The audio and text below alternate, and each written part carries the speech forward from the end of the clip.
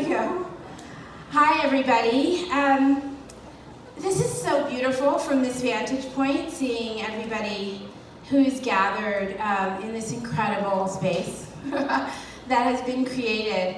And you know, I have been saying since I arrived here at the festival this year, the last time I was here, I found myself, which was a couple of years ago, just not even that long ago, but I found myself really yearning as an African-American woman, as a queer person, yearning for spaces that were centered around my experience and the experience of other people who have been historically excluded from spaces.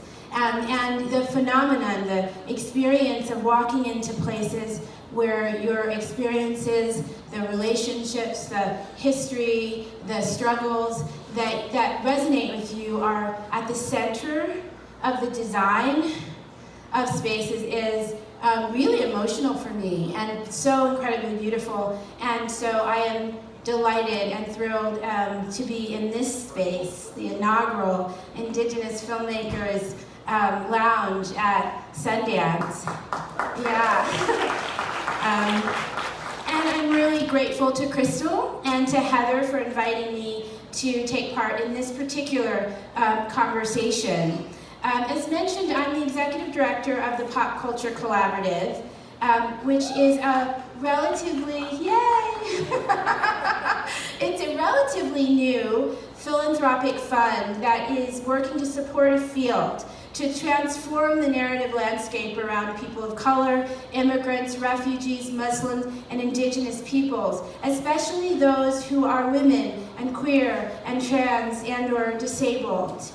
And a part of that work, and a huge part of that work, is supporting organizations like Eliminative and artists like many of those who you have come into contact with here in this lounge or in other spaces at the festival, who are not only telling really incredible, rich, engrossing stories that are challenging the way that we think about a whole range of things, but are also looking at the whole picture of what the narrative landscape is in this country that we're trying to create, that reinforces the kinds of justice-informed ideas and values and ways of being that really are critical for our survival and our ability to someday get free and to really be able to live in genuine community with one another.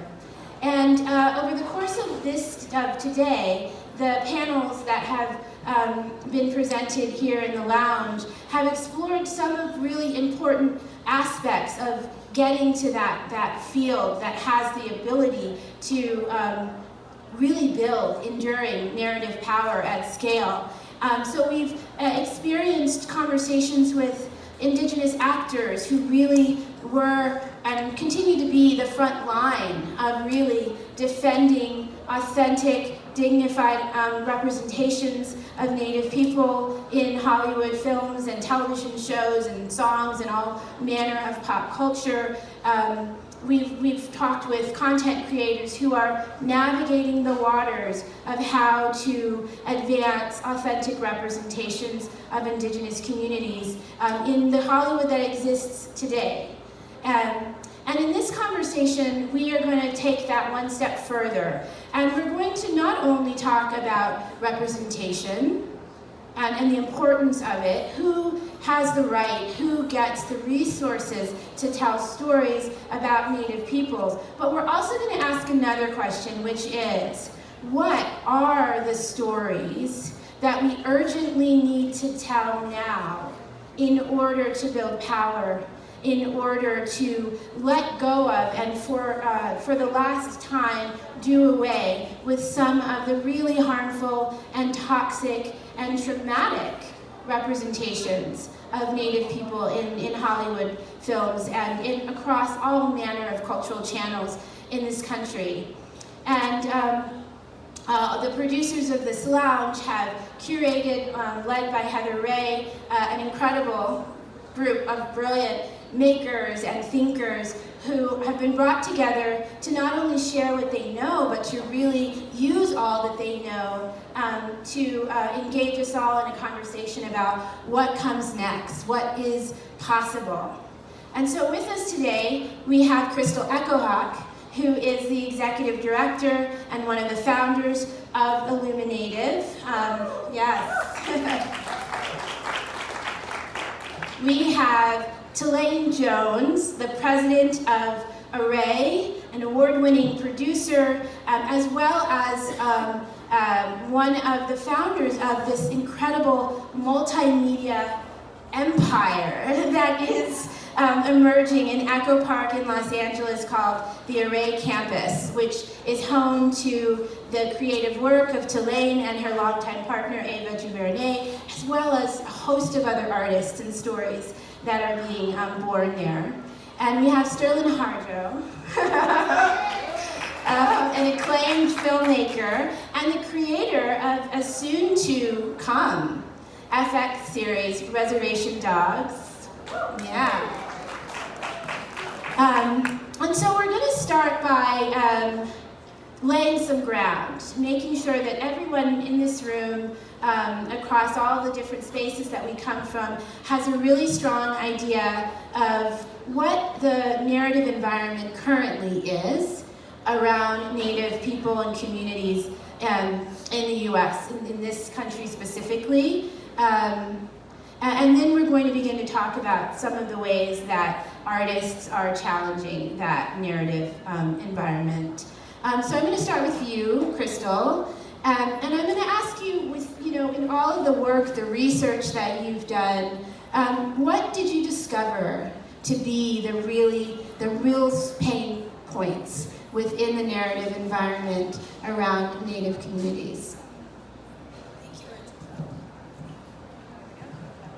Hello.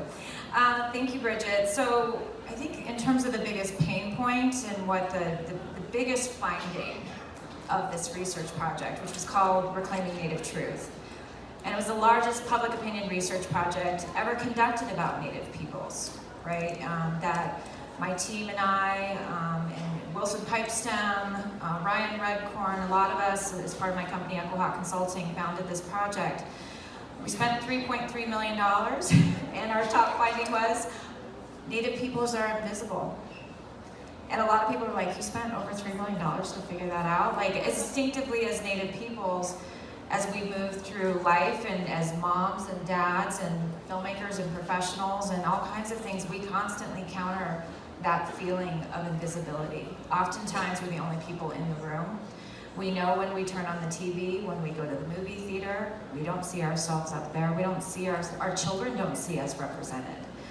And so what we found, what I mean by invisibility, was that we went out and polled Americans, and nearly 80% of Americans said they knew little to nothing about Native peoples. 80%. And a significant part of that 80% weren't even sure if we still existed. And then as we began to ask more questions, 72% of those folks said they rarely or never encounter anything about Native peoples. In the media, news, nowhere. I mean, it was just suddenly sort of stunning as the data started rolling in to really see that. And as we began to kind of look in other sectors, we began to look at our representation in TV and film is somewhere between 0 to 0.04%. Yeah. And when you really dive into that sliver of representation, it's mostly prior to 1900, and it's every sort of stereotype and trope that doesn't reflect who we are, right? And then we began to look at another area around education, and what it was actually a study done right before we launched Reclaiming Native Truth, found that 87% of schools in this country don't teach about Native Americans past 1900. So stop and pull back out for a minute. It was suddenly like, wait a minute. It's understanding that we feel invisible, but it was this recognition and realization that it's about these very large-scale systems in this country. It's about entertainment, it's about pop culture, it's about media, it's about education that's literally perpetuating our invisibility. So no wonder when you can't find us anywhere, and you literally grow up in school not learning about us past 1900, and usually the last data point somebody will learn about is the massacre at Wounded Knee in 1890, which was devastating. But there's so many other stories that went on with so many, more than 600 nations in this country, that's just completely erased. And so you begin to start to understand that literally generation after generation of Americans come out of the public school system really being almost taught that we don't exist. They're being taught a master narrative. And then we don't show up in today's media and pop culture. So I think it was really, that was like probably the biggest pain point, was that level of invisibility is so profound, it's so embedded, deeply embedded in systems. And when we worked with social psychologists and we went out and really began to talk with people and did some more studies, we found that actually that invisibility and erasure fuels bias. And what it causes is that nearly 3/4 of Americans don't think we even face discrimination because they don't know anything about us. Or the only thing they have to default to because they don't see us is racist sports mascots. Halloween is the time of year that a lot of Native people just dread because everybody's coming out in their Pocahontas and red face and everything else. We're caricatures. And so that's all, it's that toxic sort of representation that's being led by non-Native people who are doing that, but that's the only thing that Americans really know about us. Can you hear me? Thank you. So I actually want to jump to you, Sterlin, and you know, given your history with Illuminative and your kind of immersion in this research as a member of the Artist Council and just being in a community of artists who are grappling with this kind of pervasive sense of invisibility, how have you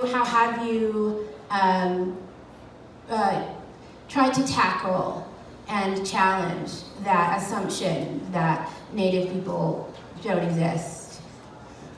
So I think just through my films and storytelling, that is the approach that I've taken to tackle that issue.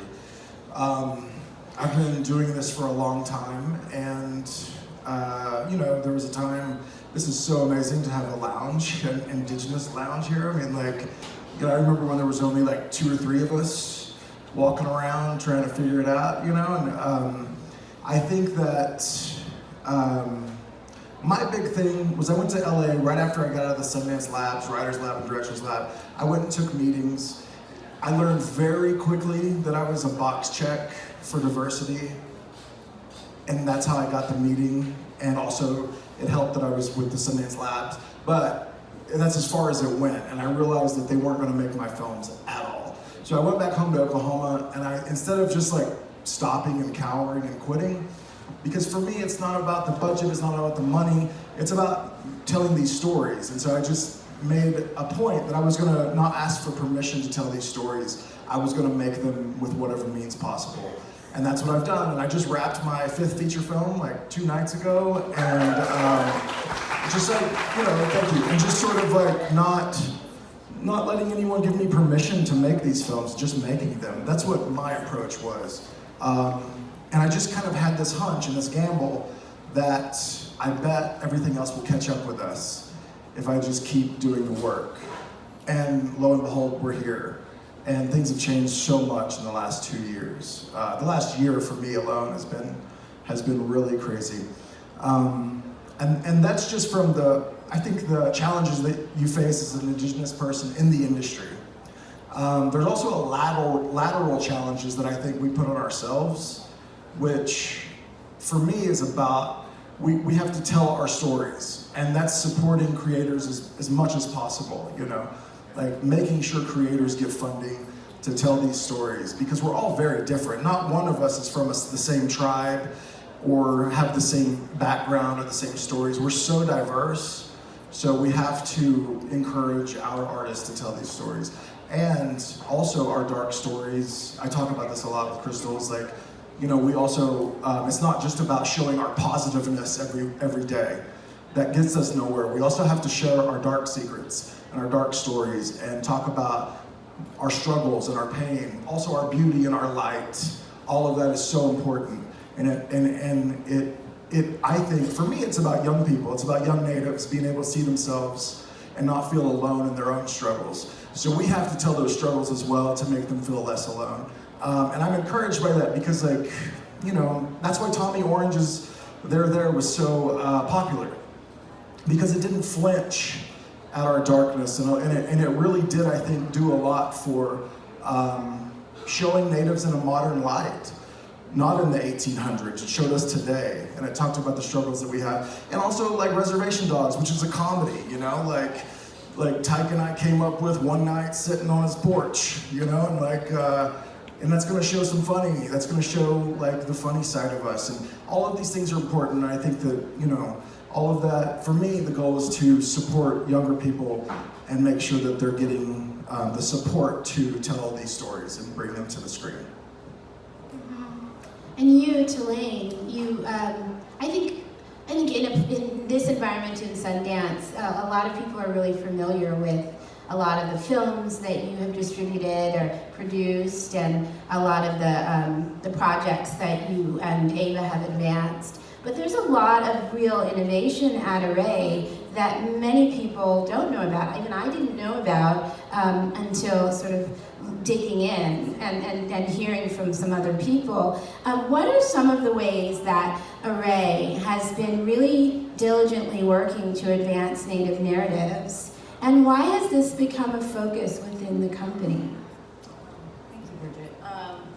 For those of you that don't know about Array, we've actually been in existence 10 years this year. We launched out of Sundance. And we started as independent filmmakers as well, as Sterling commented on.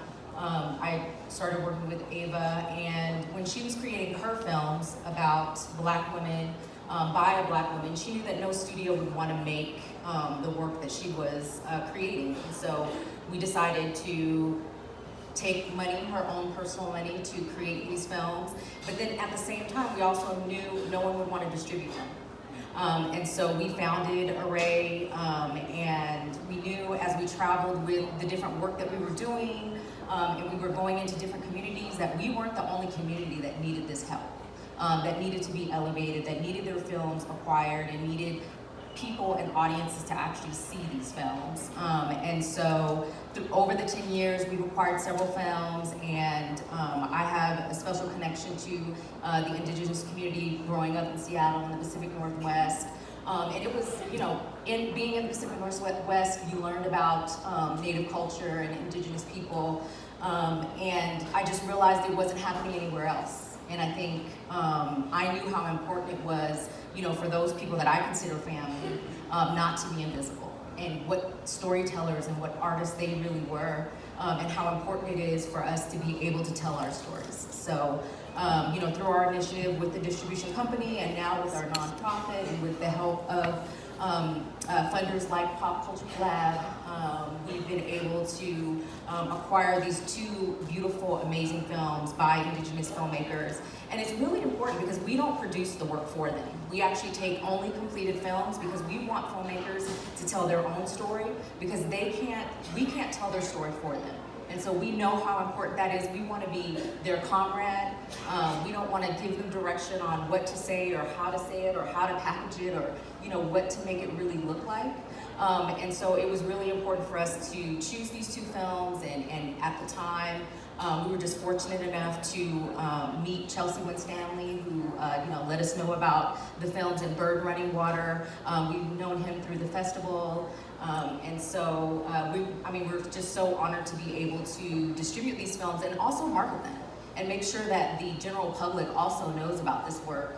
Through The Body Remembers When the World Broke Open, we were able to distribute it at Thanksgiving.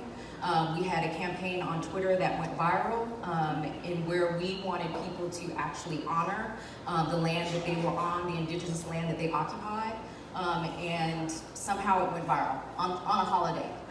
And so that just, you know, tells the vision and that people are here, and that we do want to honor, you know, all the bad history that we've had. And it's important to allow Indigenous people to tell their true story and to rewrite history. Because what we learn in school is not the real history of America. And so we want to elevate that and make sure that people know about that, and it's important. If I could also add, just to give you a visualization, because I had a meeting at their complex, and it is one of the most amazing places in LA.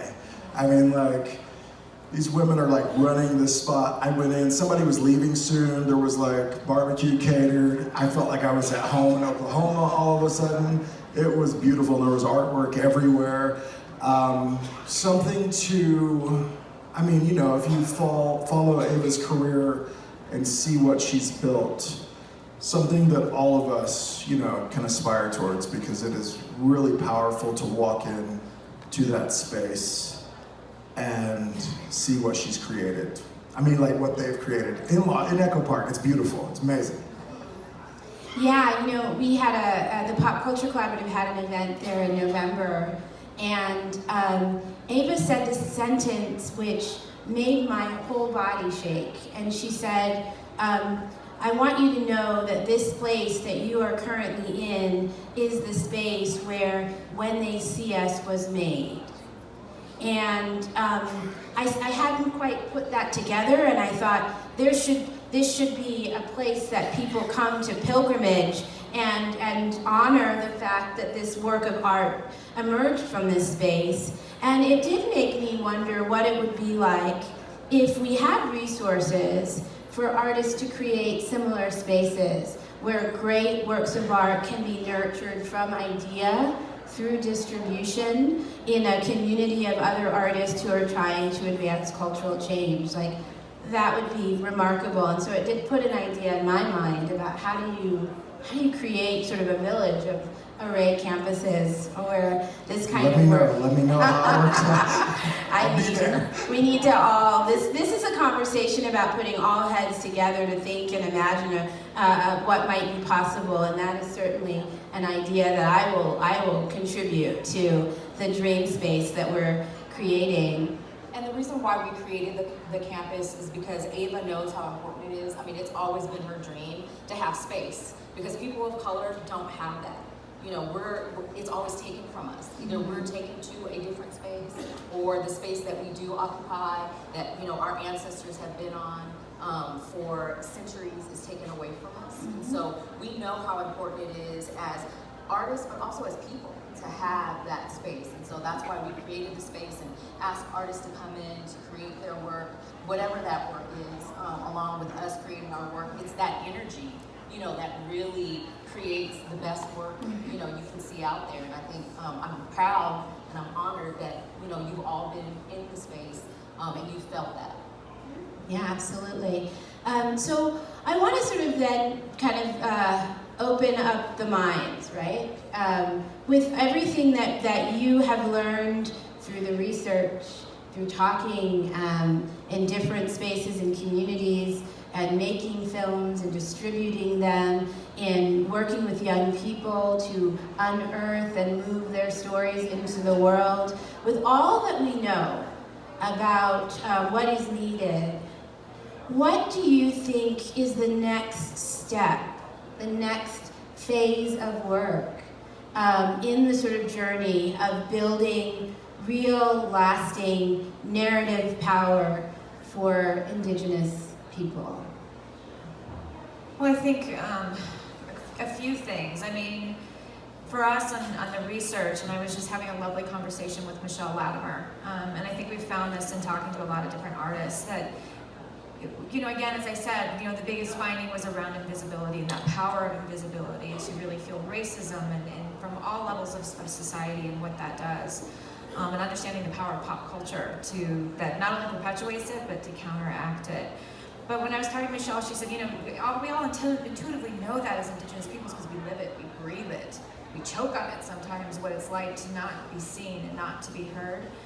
But for whatever reason, to see it in numbers, to have a citation and to see the statistics, and for us to put that out has begun to help change the conversation, because we're living in a society right now that, you know, and oftentimes when we walk in these rooms, it's very data-driven, right? So it's really helped us to make a case and start a conversation. We're not the only ones starting that conversation. We stand on the shoulders of a lot of different people. There's been a lot of artists who've been out here in the trenches a lot longer than us. You know, we didn't do this to kind of end up in this space. It was really interesting where the research has led us.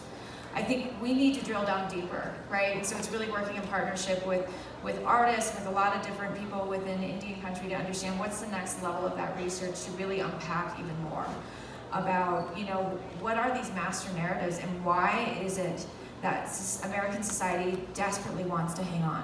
What is so terrifying about our visibility, right? And I think to really begin to unpack that, and so I think, you know, we're working with some amazing researchers, Dr. Stephanie Freiberg, who's the Tulalip woman, and also another researcher, Dr. Ari Easton out of the University of Berkeley, and really looking at how do we go deeper, right? How do we really go deeper and to really begin to unpack that and get into the American psyche? Because I think there's something very much about that master narrative. There's something so terrifying that this country doesn't want to reconcile with genocide. And when they see us, there's something there. And I think so we really want to work to kind of unpack that more and really look at how we don't do research just to do research, we do research to activate it, right? Like a Molotov cocktail to throw it out there for everyone to use. It belongs to everyone. And I think the other thing for us from the standpoint of Illuminative is just really looking at how do we continue to be a part of creating spaces like this. You know, this is emotional. This is built on the back of just the incredible work that the Sundance Institute has done for more than 20 years to really invest and support Indigenous representation in storytellers. And so how do we work in partnership with a lot more people to not only create this space, but to bring in the minds and the resources and foster conversations that can create more arrays, right, for Indigenous peoples. So that's just off the top. Yeah, Sterlin.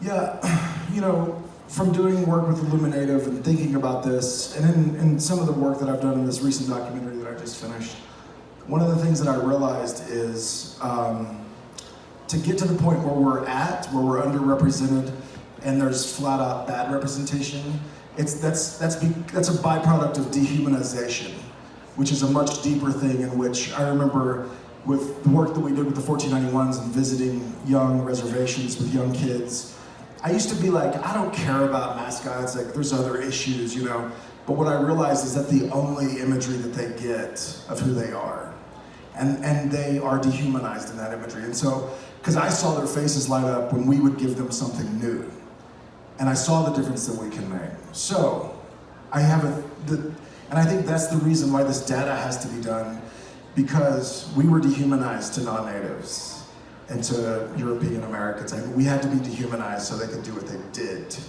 which in turn means we're not being represented correctly and we're being represented bad. So to make it make sense to them, you have to put it in data, and it has to be a tick, and you have to show them the numbers. So then you can rehumanize it. And so we're at that point now where I think we have to rehumanize all of that data and support artists and put people like, you know, who is the native Ava DuVernay that's gonna kick and stomp her way into this industry and not ask any questions and just tell stories, you know? And we need a lot of people to do that. And not just in film, there's, like Crystal was saying, there's all these other outlets in which we can make narrative change. But I think that I think that we're in this space right now where we have to humanize ourselves. But the data and all of that has to be done to make sense to people that aren't native and don't live on a reservation or don't know native communities like we do. So I think that, I mean, honestly, just looking out and seeing all the faces here is pretty amazing. And that there is a space for people to come that, you know, like that's unbelievable to me. I was 23 when I first came here. I borrowed $100 to get here. I mean, like, I thought that was big money. You know, I borrowed $100 from my grandma and came here and spent that $100 in like 2 days, missed my flight back, because, you know, as you do when you're here. And, you know, it was so cool to see like the few natives here that were here for films and telling stories, and Bird brought a lot of that together. But now it's went past Bird, it's went past Sundance, and this is evidence of it, that we can all come together in this space, and it's just a beautiful thing. And I'm encouraged by everything that's been happening, and it's radically changed. I mean, like, I just turned 40. You know, I feel like an elder. I think I am. But Steve Judd is still older than me. He always will be too. But yeah, no, I'm just encouraged because there's been a lot of work to get here, and I think we're here, we're arriving, and that's exciting. So I want to add another layer to what you just shared. You know, the very hard work of using storytelling to rehumanize a group of people. It's something certainly that resonates with me as a Black person in this country and with a lot of other communities. There is, to me, there is the work of that, which is so delicate. You know, what are those stories that really allow kind of the freedom to, as you put earlier, to tell stories of whole self, right? The wholeness of self and the wholeness of communities, rather than very narrow views of people. And then there is also, in my mind, the challenge of, you know, acknowledgement. We all can acknowledge that the problem of invisibility, the trauma of invisibility, you know, specifically with Indigenous communities, but other communities as well, is in large part driven by systems, right? It is an agenda, a strategy that leads to displacement and land theft and rape and you know, family separation. And these are strategies that have been applied certainly to African American communities and other communities. And so undoing the mythology of invisibility requires both the storytelling of personal journey, but also the storytelling of systems at work. And how as artists, how do you tell stories about systems? How do you make that real for people so that we create large audiences in this country who can dialogue not only about, for instance, the tragedy of 5 young boys who've been wrongfully incarcerated for a terrible crime, but also of police departments and prosecutors and court systems that are so corrupted that they enable this kind of crime against these young men to happen. How do you do that at large scale across a whole range of stories so that people understand how tactics like genocide and other forms of kind of destruction of community are used to disassemble groups of people? Well, I mean, I think one thing is allowing those people to tell their own story. It's going to organically come out in their storytelling because they're living that story. Will it pinpoint it and say, you know, this is the system that did it and this is how it happened? It might not do that, but I think, you know, just making sure that the storyteller is that person, is that group, is within that group, is also making sure that the crews that are involved, I mean, we need to get past, we already know what the issues are, we already know what those systems are that aren't working, and I think we just need to work towards fixing them, you know, creating different systems, you know, making sure that crews look like us. That's one way to break the system. With the Body Remembers, when the world broke open, they made sure that there were Indigenous youth on set so they could learn these different tools and come into filmmaking. You know, a lot of people don't know that it's not just about being the director or the actor. You know, it's 300 people deep that are working to make this story, and each person that touches the story actually affects what the story becomes at the end of the day. So I think, you know, it's really about allowing people to have the space and the breadth to be able to tell their own stories. Yeah, I mean, if I could just add, like, that is so true. It's just like giving people the space, and that those things will be tackled, those institutions will be tackled. There's the documentary that I just finished, the idea came out of like me being frustrated with how Native art is portrayed and presented and what we think of as Native art. And like, I can just say Native art, I can say it to a Native, I can say it to a non-Native, and you're gonna get this kind of vision. If you're not an artist or you're not into art deeply, you're gonna get this vision of what Native art is, which is a very generic, watered down vision of what our art is. And it came about because of commerce. It came about because we needed to, white people liked it, and they liked a certain kind. They didn't like this kind, they liked that kind. And so we start feeding into that narrative ourselves, and then we start making just that kind that sells. And that's because they're only supporting one type of art that fits their narrative. And it might fit their narrative of dehumanization, it might fit their narrative of colonization, whatever that is. That's what the money's going towards, so that's what we're creating.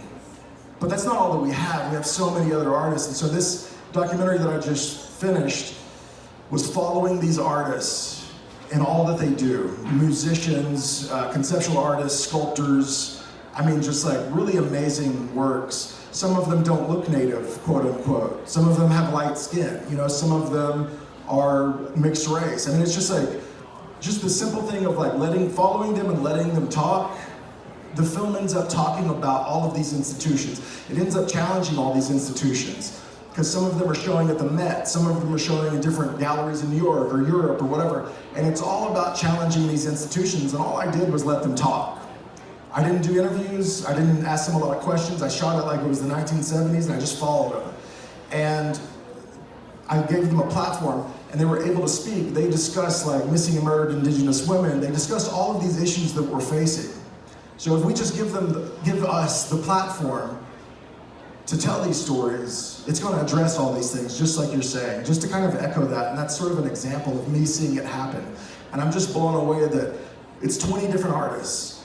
And we follow them to Europe, New York, New Mexico, Oklahoma, everywhere, LA. It's 20 different artists with different backgrounds, different tribes, but they all have the same conversations, and it all tells one story. And that story is like us as human beings, it's humanizing us. So I just wanted to add that because I've seen that happen in practice over the last year. Well, if I could build on that too, what's amazing is that, you know, being new into this world, right? But in really being mentored by people like Bird and Heather and Sterlin and others. And, you know, and being in some of these offices and hearing, well, if you go out in Hollywood, you meet with executives, they're telling you there's not a market. No audience wants these stories, right? You go into a newsroom during Standing Rock, right? And people, I mean, we're front lines, our people are being fire hosed, these horrible things are happening at Standing Rock, and you've got, you know, our frontline water protectors pitching news stories and editors in those newsrooms saying, nobody cares, you guys are too small of a population, there's not an audience for this story. And it really took social media, right? Facebook Live came on, and it was really through that citizen journalism that sort of was the tipping point that mainstream had to cover it. But what we found as we went through the research and we began to kind of reframe the way we were talking about people, we went out and did a whole nother series of polls. And we reframed, you know, kind of from a different lens of introducing the history of what's happened to people, just like basic facts, because people have received such a horrible, inaccurate education about Native peoples in this country. And when we just introduced a couple basic facts about what's happened, right, about the treaties that have been broken, you know, not fire hose them, they don't need a thesis. We really talked to them about values, like our values as Native people. And we reminded them that we are here and we're visible, right? We sort of reframed the way that we went out when we did our national polls. We're talking large scale polls, like 2,000 plus people polls, right? Nationally representative surveys. We found nearly 80% of people, once we just did that tweak, want to learn more about Native people. And we found that nearly 80% of people want to see more representation in Hollywood. They want to go to the movies. They want to watch TV shows. They want to go, and they don't want to watch the tired old trope. They want to watch something past 1900. Standing Rock showed. People, I mean, the world leaned in a really significant way, and it sort of blew the lid off and reminded people that Native people are still here, and we have something to say. And we are standing up for something bigger than ourselves. We're standing up for water, right? We're standing up for our right to be. And it was a message that resonated. And so there's these reverberations that have come out of Standing Rock that I think have, you know, we often talk about this invisibility as like this concrete thing that lives over the top of us.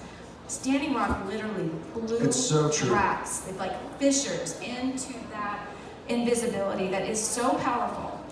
And so this is this moment, right, where the data is telling us people want these stories. When I go out, I've been like stunned.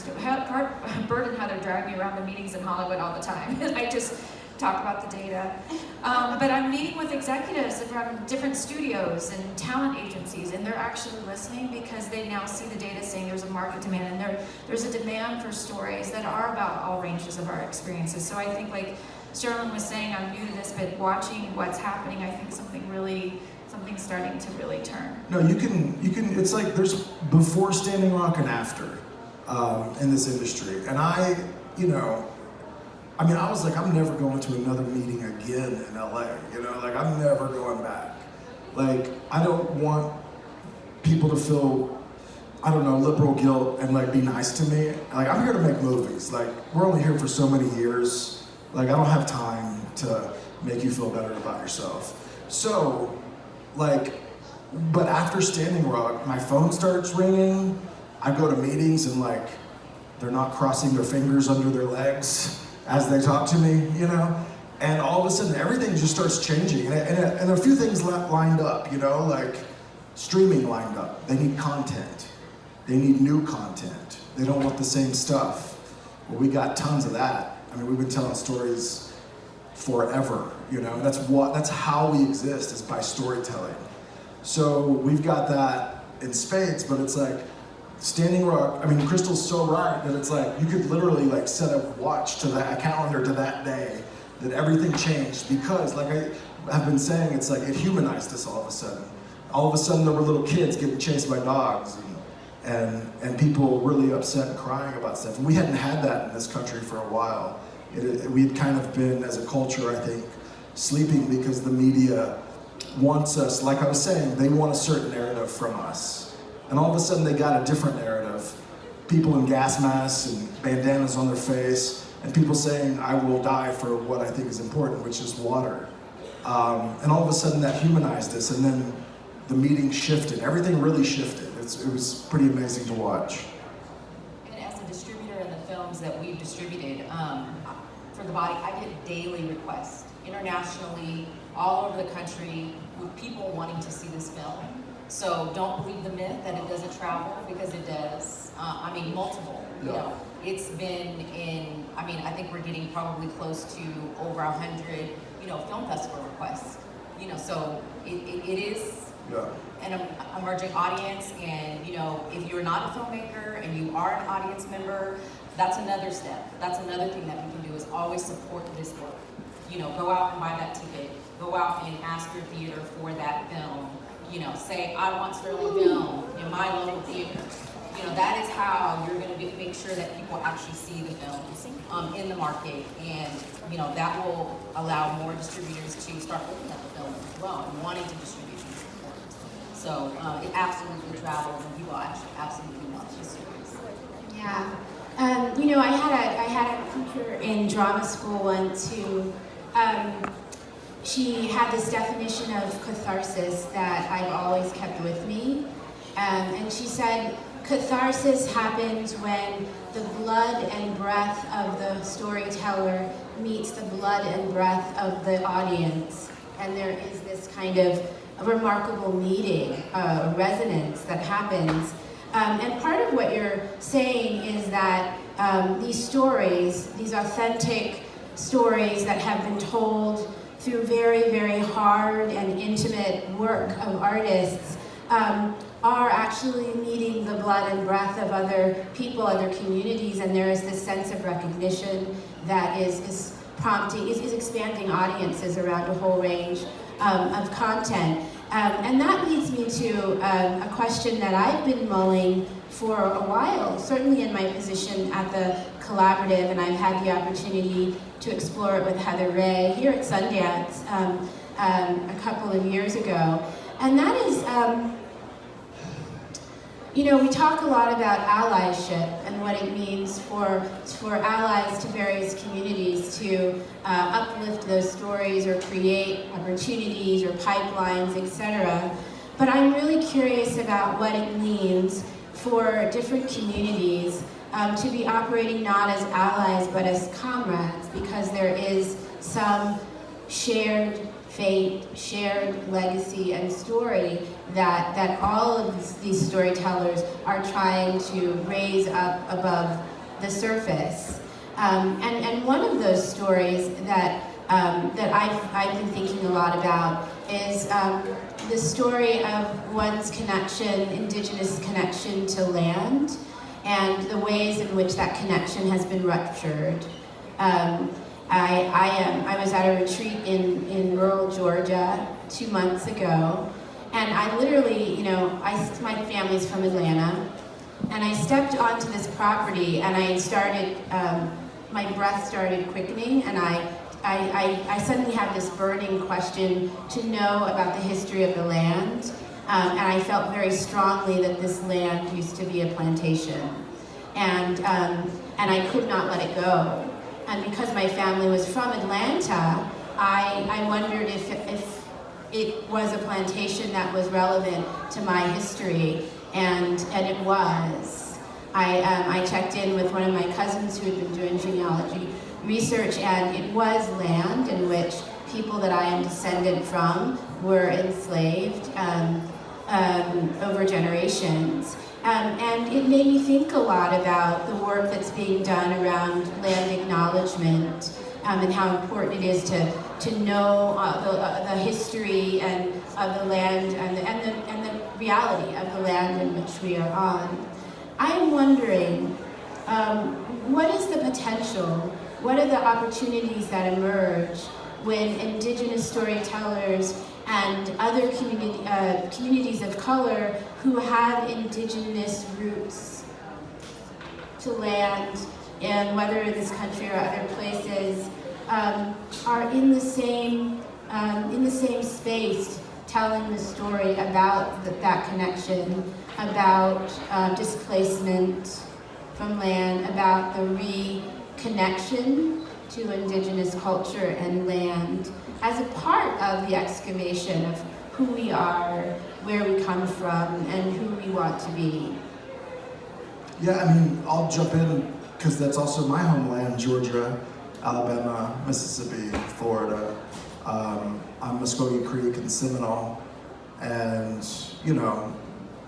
the Seminole side, we have all these amazing stories that because freed slaves joined the Seminoles, and they spoke our language, even performed our ceremonies, and were a part of us.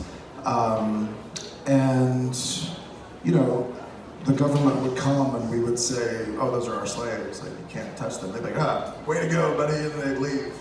But we were just protecting each other. And they also helped us fight in the Seminole Wars, which we were never defeated in, which needs to be a movie if you got money on it. And then my ancestors, my Seminole side, we were captured, and we were chained and put on boats. You talk about the connection of slavery there. We were chained, we were put on boats, and we were brought up the Gulf to Louisiana, processed there. Lots of people died along the way. That was the Seminole Trail of Tears. The Creek Trail of Tears was over the Mississippi, where thousands of people died in the Mississippi. And so we ended up in Oklahoma, where my show, Tyken and I's show, Reservation Dogs, takes place. And in that show, I've made a point that we have African American, Native, mixed race people in it, because that's our community, you come back home where I am, and that is so the community. So there is such a connection to all of that. The lands that we lost, a lot of people lost them, not just us. So I see it as I see it as we get to tell the truths, we get to tell our truths, we get to tell more and more people get to tell these stories, the less those fractures are going to be prevalent, because that's power right there, when you have different communities of color coming together and supporting each other, which, honestly, has been happening in the last few years. I've just seen it, not just Array, but everywhere. It's those communities are coming together, and I think that's, it's very important. And there's a lot of stories to be told. And it helps, I think it helped a narrative of slavery and forced removal from our homelands. It really helped the people, let's just say Andrew Jackson. It helped Andrew Jackson to have us think that we don't like each other. and it helps all of us to remember that we do like each other and that we're the same. So. Thank you.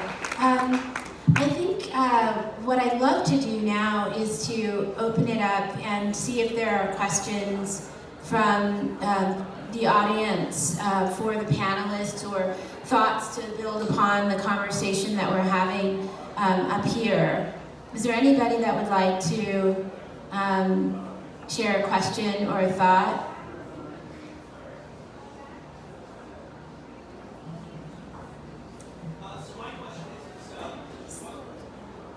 Is there any way to get a mic out in the audience? Hama.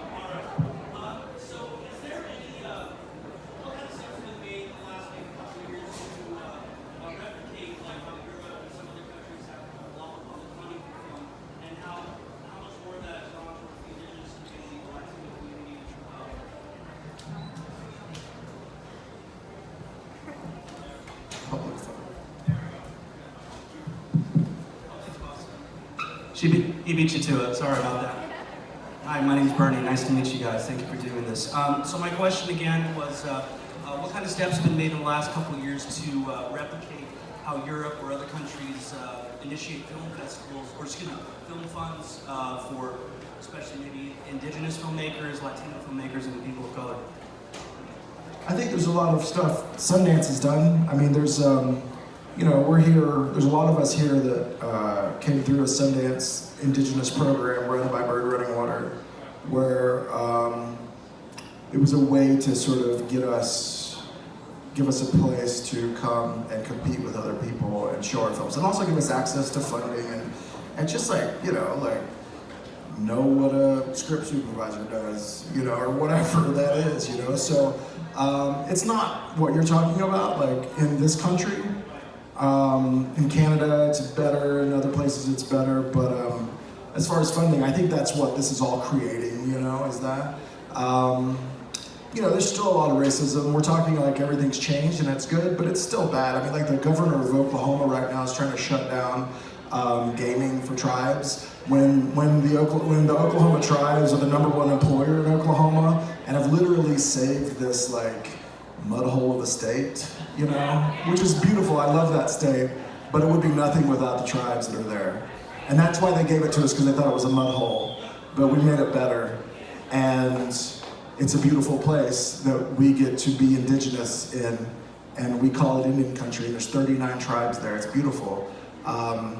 But, we still have to fight these fights and battles. And so public funding, I think that'll probably happen, and I think it's getting better, but right now it's more about trying to just figure a way to tell these stories in any way possible, I think. So. Well, to answer and build on that question, I mean, it's next to nothing, right? I mean, it's a dearth of funding that goes anywhere into Indian country. 0.03% of all philanthropy in this country goes to Native Americans, and of that 0.3%, 2/3 of it goes to non-natives doing things for Indians, right? I mean, and so, it perpetuates within those institutions, and so we need to shake it up. There needs to be a major disruption overhaul around these systems, but because we get inundated with requests all the time at Illuminative to fund filmmakers and to fund projects, and I wish, that is my dream, that we create a fund that we can just push it out, because it doesn't exist.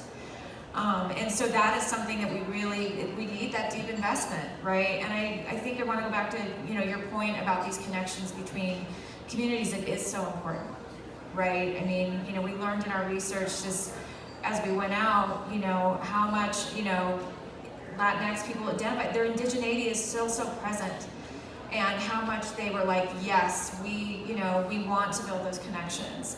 And with African American communities as well, but we need to create that space. And a quick story, I've had the good fortune through Pop Culture Collaborative to go out to Array, and we've had some amazing meetings in your space. But Illuminative was selected by Array to be a part of the Ascend Summit. And I didn't even totally understand, and Willie White, who's here from Indian Collective, got to go as well. And it was like amazing, like all of a sudden Ava and Tulane are swooping us into this space with all these amazing other, Black film festivals and people from all over, and just like fed us and took care. I was like I was home, right? We did nothing but eat, okay?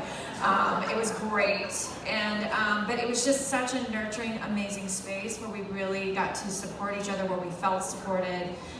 Where, like Ava was even up all in our social media, giving us tips, the good, the bad, and ugly of how we're promoting our work. It was great. But I just remember this line that Ava said, she said at both the space and then we were at the summit, was about, instead of pulling, chairs to the table, right, it's about, fuck it, we're gonna rebuild the table.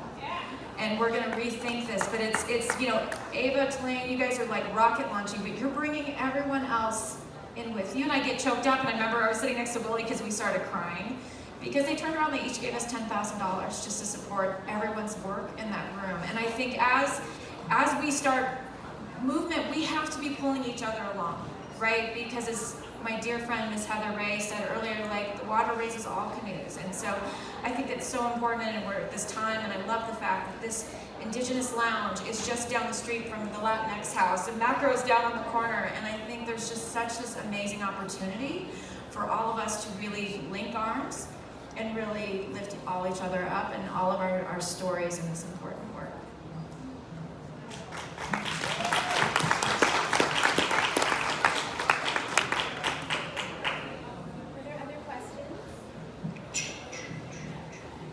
Other questions? Down on the front. Hello, my name's Leilani Upham. I'm from the Blackfeet tribe. I'm a journalist, a teacher over there at the tribal college, and also a filmmaker. We just finished Blackfeet Fled. It's on PBS, by the way. Torsten and I, he's a co-producer. But I just wanted to just share my thought on the when you had the question about our connection to our lands, our indigenous lands. I was just thinking about a project that I'm working on myself, because I'm an avid hiker. I was also a conservationist with the Montana Wilderness Association and lead some hikes back there, and I always connect it to our stories, especially in Blackfeet country, like the Badger 2 Medicine and Sweet Pine Hills. So through those stories, I found that they told me that